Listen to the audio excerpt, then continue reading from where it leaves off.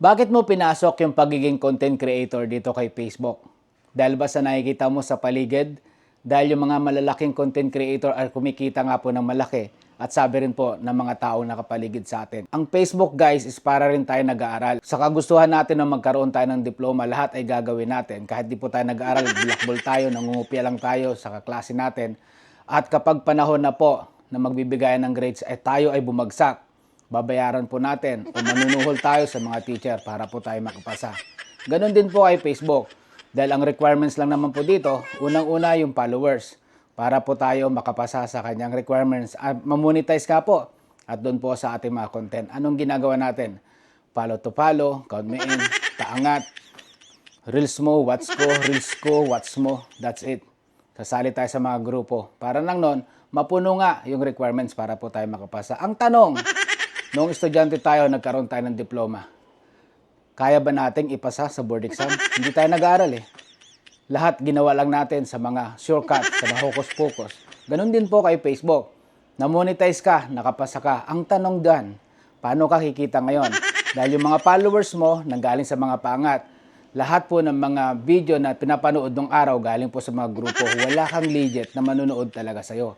Ang punto ko po dito, mag-focus po kayo sa content nyo. Dahil hindi ko po sinasabi, dahil ako nandito ako sa taas na sinasabi nyo, pare-pares lang naman po tayo na sa baba.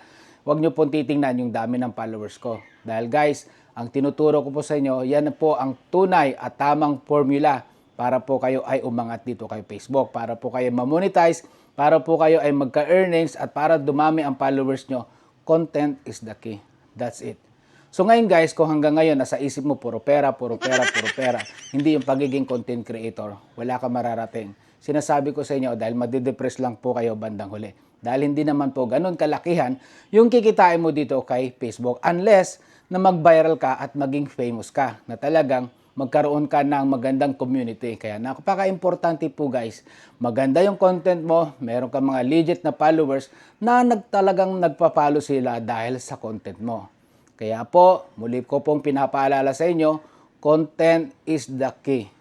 Pag yan po, nagawa nyo ng paunti-unti, balang araw po, makakamit nyo yung tagumpay na gusto nyo. At tandaan nyo po guys, kapag gusto mo yung ginagawa mo, no matter what happen, anumang failure ang mangyari sa'yo, gagawin at gagawin mo kung ano yung gusto mo. Dahil gusto mo siya eh. Diba nga, sinasabi natin palagi sa mga magulang natin, gusto ko tong ginagawa ko, kaya wag nyo akong pigilan.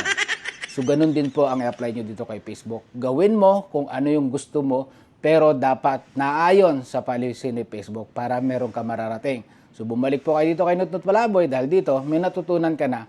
For sure, tatamaan ka pa. Pero mapapabungisnis ka naman. Bye!